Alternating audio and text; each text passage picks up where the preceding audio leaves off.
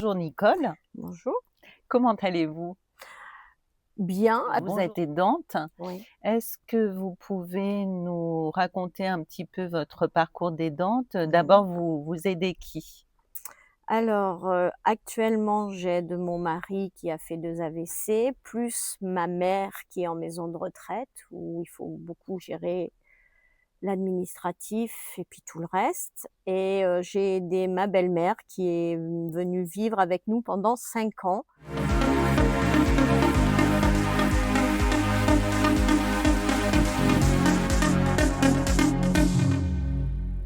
Alors, quel âge avait votre mari quand il a été malade Il et avait quel âge s il a aujourd'hui? Pardon, il avait 53 ans et il va en avoir 63. Ah oui, d'accord, donc ça fait 10 ans. Ouais. D'accord. Et vous travaillez Oui. à temps plein?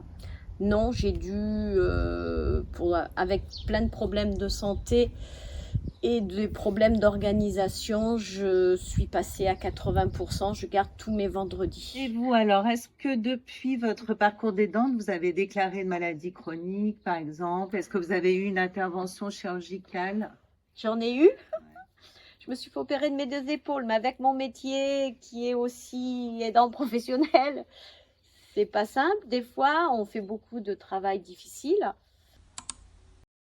En 2022, on comptait 61% d'aidants qui occupaient un emploi et près d'un sur 5 était lui-même porteur d'un handicap.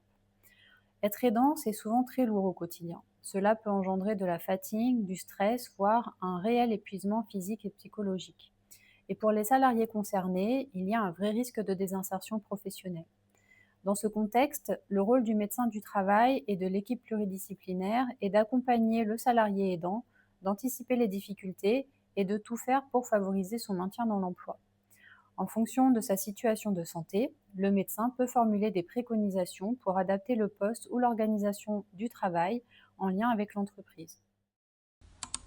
Et si l'occasion se présentait, est-ce que vous seriez prête à déléguer à quelqu'un d'autre votre rôle d'aidante? J'ai du mal, j'ai Hmm. beaucoup de mal, mais moi, pour moi, ce qui me serait des plus utiles, c'est de travailler moins et d'être plus à la maison pour faire tout ce que j'ai à faire, parce que j'ai l'impression que le temps il file plus vite que je ne peux faire les choses. Plus de la moitié des salariés aidants sont impliqués dans la gestion administrative, le soutien moral, le parcours de santé ou encore les tâches domestiques. Et comme Nicole, beaucoup ont du mal à déléguer. Ce sentiment de devoir tout gérer soi-même parce qu'on connaît mieux la situation, parce qu'on veut bien faire est très courant, mais c'est épuisant. Pourtant, faire appel à des services d'aide ou de soins à domicile ne signifie pas qu'on abandonne son proche. C'est au contraire une façon de s'entourer, de préserver sa santé, de garder un peu de temps pour soi. Déléguer certaines tâches, c'est aussi pouvoir accompagner avec plus de sérénité et d'énergie. Est-ce que vous diriez que vous avez l'occasion de lâcher prise? Alors, j'ai eu l'occasion de lâcher prise parce que j'ai des cousins formidables. On est partis en vacances et je n'ai rien fait pendant une semaine, mais c'est pas tous les jours. Ouais, c'est ça, c'est Mais difficile. Une semaine je l'ai bien prise. au quotidien, c'est difficile. Une semaine Ben, par an, est-ce que c'est du lâcher prise? non, pas vraiment, parce que Ouais, j'ai elle est toujours bah oui, en en action, ouais. fonctionnement. Mais bon, c'est comme ça. Après, je me dis, je me plains, mais je me dis aussi, c'est notre rôle. Est-ce que vous arrivez à participer à un groupe de parole? J'y suis allée pendant quelques années. Beaucoup d'aidants ne se considèrent pas comme tels. Pour eux, aider un proche, c'est normal, ça va de soi. Résultat, ils minimisent ce qu'ils font et s'oublient un peu au passage. Mais la réalité, c'est que la vie d'un aidant, c'est une succession de responsabilités, souvent lourdes, qui laissent très peu de place pour penser à soi.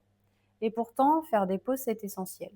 Un temps de répit, même court, ça permet de souffler, de recharger ses batteries, aussi bien physiquement que moralement, et c'est ce qui permet de tenir dans la durée et de continuer à accompagner son proche sans s'épuiser. Il existe des groupes d'échange, souvent animés par des associations, qui permettent de prendre du recul et de ne pas se sentir seul dans son rôle, comme le pôle aidant-aidé de Limoges. Et puis, il y a aussi des dispositifs pour permettre aux aidants de souffler un peu, comme le baluchonnage, l'accueil de jour ou même des séjours de vacances adaptés. Ce sont des aides précieuses qui peuvent vraiment apporter un peu de répit. Est-ce que vous bénéficiez d'aide financière, Nicole? Non, parce que mon mari fait partie des gens pas assez âgés et pas assez malades. Oui, Parce c'est que ça. rien ne se voit, et qui peut marcher, qui peut manger tout seul. D'accord. Donc il peut tout faire. Rien n'est adapté à votre Non, situation, en fait. non. Quand un proche en situation de grande dépendance a besoin d'une aide importante au quotidien, il existe plusieurs aides financières pour soulager un peu les aidants. On pense par exemple à l'allocation personnalisée d'autonomie, à la prestation de compensation du handicap ou encore à l'allocation d'éducation de l'enfant handicapé. Ces dispositifs peuvent aider à financer des heures d'aide à domicile, du matériel adapté, des aménagements ou même encore des temps de répit pour souffler un peu. Il existe aussi plusieurs congés spécifiques: le congé de solidarité familiale, le congé de présence parentale ou encore le congé de proche aidant. Ce ne sont pas des congés payés par l'employeur, mais ils peuvent être indemnisés par la CPAM ou la CAF. Ça permet de dégager un peu de temps, dans un cadre légal, pour être présent dans les moments les plus critiques. Est-ce que vous avez su vers qui vous dirigez, pour obtenir une aide quelconque? Oui, du fait que moi je travaille dans une association d'aide à la personne, donc j'ai cherché un peu partout, j'ai demandé la CARSAT, tout ce que j'ai pu faire, mais il ne fait pas partie des personnes qu'on puisse aider financièrement ou voilà. Alors le SPSTI 2387, c'est la médecine du travail. C'est Ouais. anciennement la Mmh. médecine du travail. On a changé de nom il y a peu. Est-ce que vous saviez, vous, qu'on avait une assistante sociale dans notre service? Non, je l'ai découvert en même temps qu'on faisait ce petit travail. Le service social du SPSTI 2387 travaille en collaboration avec le médecin du travail, mais aussi avec l'ensemble de l'équipe pluridisciplinaire. Il est également là pour accompagner les salariés en difficulté et conseiller les employeurs confrontés à des problématiques de maintien en emploi. Avec ses connaissances de la législation sociale et des différents dispositifs, il peut informer les salariés sur leurs droits, les guider et les accompagner dans leurs démarches administratives et surtout les orienter vers les bons partenaires, organismes, associations ou professionnels qui seront les plus adaptés à leur situation. Comment ça s'est passé quand donc vous avez été dans cette situation? Est-ce que vous avez prévenu votre employeur et à quel moment? Alors tout de suite, le lundi matin, parce que c'était le premier est arrivé un dimanche, donc le lundi matin, j'ai appelé, j'ai dit: «Je ne pourrai pas aller travailler ce matin, mon mari est à l'hôpital, pas de souci, prenez votre temps, il y a pas eu de problème». J'ai vraiment une responsable de secteur qui était, à l'écoute et ça, C'est c'est très important. important Ah oui, et si j'ai besoin, elle écoute. d'accord. Donc pour ce côté-là, je trouve que c'est très important. Comment votre entreprise vous soutient, en tant qu'aidante? Quel est votre employeur, Alors Nicole, moi, déjà? je travaille, pardon, pour la DPAD. D'accord, Donc c'était avec la DPAD que j'allais au café des aidants. d'accord, C'était de par, ce biais-là. Après, moi, c'est ma chef de secteur, ma responsable avec qui si j'ai besoin, de prendre une journée parce qu'il faut que quand même j'aille avec mon mari pour les rendez-vous médicaux. Je ne peux pas le laisser tout seul, il me raconte oui. que des bêtises. Donc je suis obligée d'y assister vraiment. Il veut pas dire les choses Mmh. ou il s'en rappelle pas. Il y a les Mmh. 2. Donc j'ai besoin de poser une journée. Si j'ai des heures supplémentaires, je les pose et j'y vais.